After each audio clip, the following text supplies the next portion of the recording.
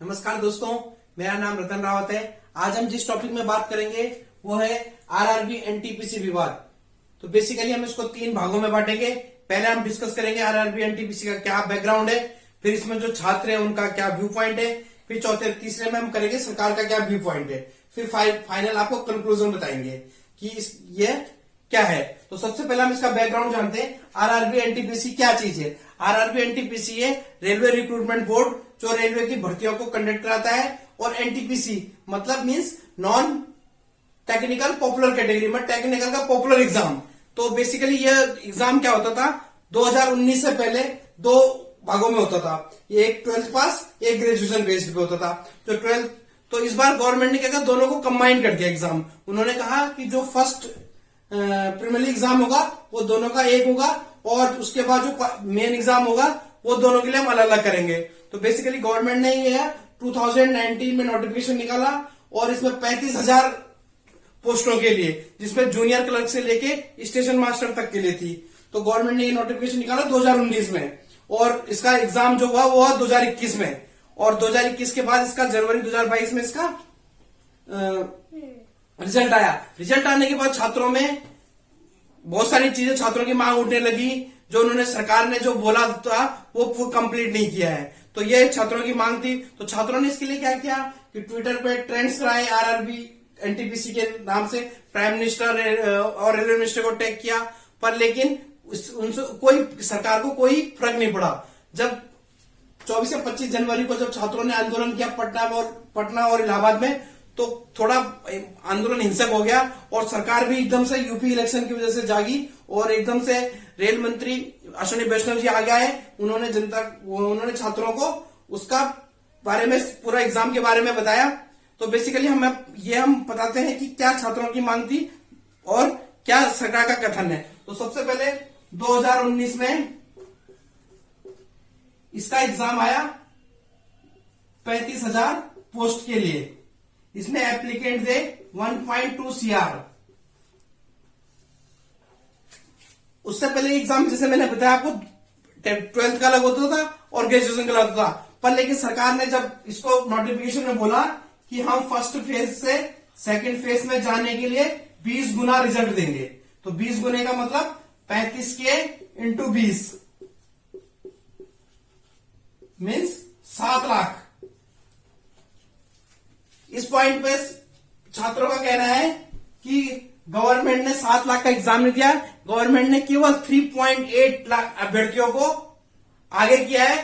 कुछ अभ्यर्थी उसमें से एक से ज्यादा कैटेगरी में, जैसे मैंने बताया जूनियर क्लर्क से लेकर स्टेशन मास्टर तक की एक से ज्यादा कैटेगरी में, इसलिए वो यूनिक जो है 3.8 लाख टोटल अभ्यर्थियों का चयनित हुआ है सेकंड एग्जाम के लिए। वो 20 गुना नहीं है, बल्कि वो 10 से 11 गुना के आसपास है।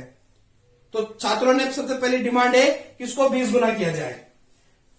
छात्रों की दूसरी डिमांड है वो है कि इसमें जो 12th क्लास के बच्चे थे, जो 12th पास थे, उनके साथ अन्याय हुआ है, क्योंकि उन्होंने कंपीट किया ग्रेजुएशन वालों के साथ। और ग्रेजुएशन वालों को डबल बेनिफिट थे, एक तो वो हाई क्वालिफिकेशन है, ऊपर से उन्होंने अपने कैटेगरी के साथ साथ 12th का भी एग्जाम किया। सरकार का इसमें व्यू पॉइंट है कि हम एज पर संवैधानिक के हिसाब से हम किसी को मना नहीं कर सकते हैं कि कोई ग्रेजुएशन है कि आप 12th का फॉर्म मत भरिए, आप 12th के लिए अप्लाई मत कीजिए। तो क्लियरली अश्विनी वैष्णव जी आ गया है, उन्होंने कहा कि ये बिल्कुल ये तो संवैधानिक तौर पे बिल्कुल सही है, कोई भी ग्रेजुएशन वाला 12th का लेवल का फॉर्म भर सकता है। और दूसरी बात पे सरकार का कथन था, हमने पूरे 7 लाख रोल नंबर को आगे बढ़ाया है। जैसे कि अब किसी ने 2 एप्लीकेंट में कर रखा है, 35,000 सीटें थी इंटू 20 के 7 लाख है। तीसरा सरकार का कहना है कि इस एग्जाम में 1.2 करोड़ छात्रों ने क्या, जो टोटल एप्लीकेंट्स आए, जो कि एग्जाम कराना बहुत टफ काम था। उन्होंने कहा कि इंडिया में बड़े से बड़े एग्जाम, जैसे जी का एग्जाम और अदर एग्जाम में उसमें क्या होता है 10 से लेके 12 लाख तक ही टोटल अभ्यर्थी होते हैं। इसमें 1.2 CR अभ्यर्थी थे, जिसको ये एग्जाम कंडक्ट कराना बहुत टफ है। और इसको हमने बिना किसी विवाद के कंडक्ट कराया।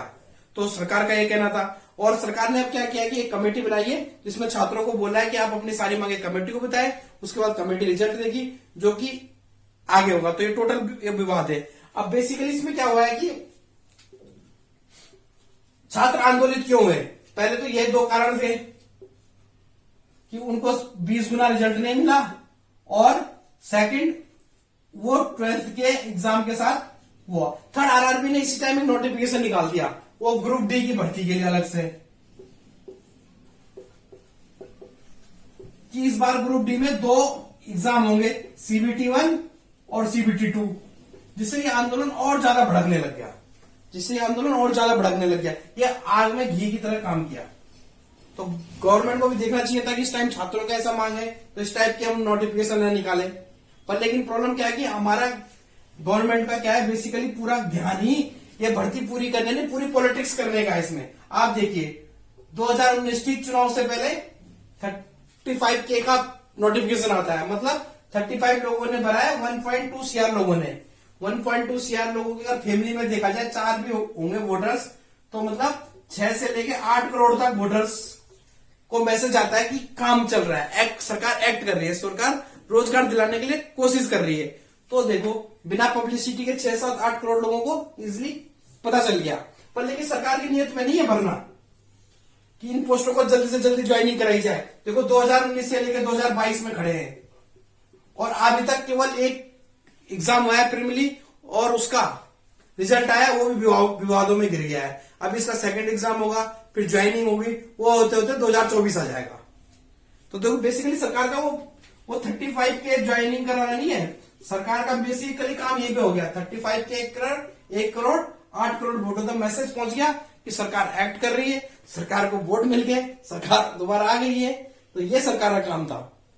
तो ये है सरकार का। अभी देखिए, अभी एक ग्रुप डी की भर्ती आएगी रेलवे में, जिसको लगभग 2 करोड़ के लोग आसपास भरेंगे। उसमें देखना सेम वो 2024 से पहले 8-9 महीने चुनाव से पहले आएगी, 2023 एंड के टाइम पे, और वो सेम कहानी यही होगी।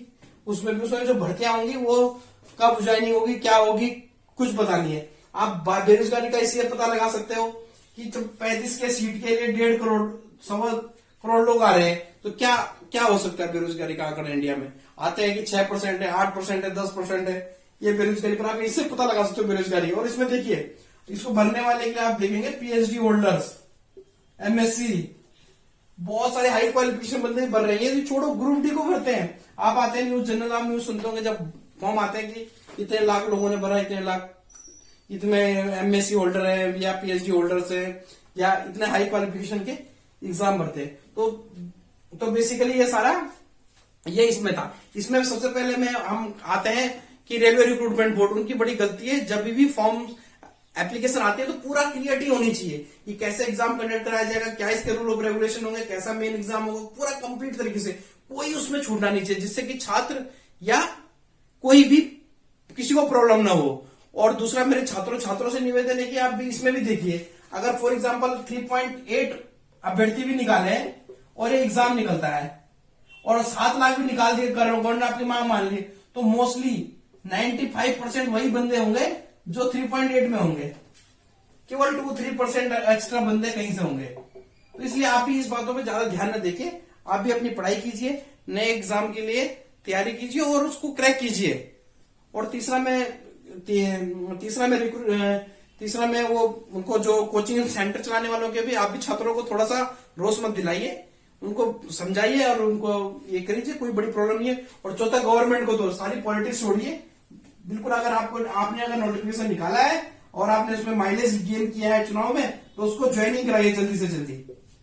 तो ये गवर्नमेंट के लिए और सारा बेसिकली यही केस हुआ है, जो कि अब सरकार ने कमेटी गठन की है। उस कमेटी के सामने अभ्यर्थी अपने व्यू पॉइंट देंगे, उसके बाद कमेटी का क्या रिजल्ट आता है और तो देखते हैं। थैंक यू दोस्तों, मेरे चैनल को लाइक कीजिए, सब्सक्राइब कीजिए। Thank you.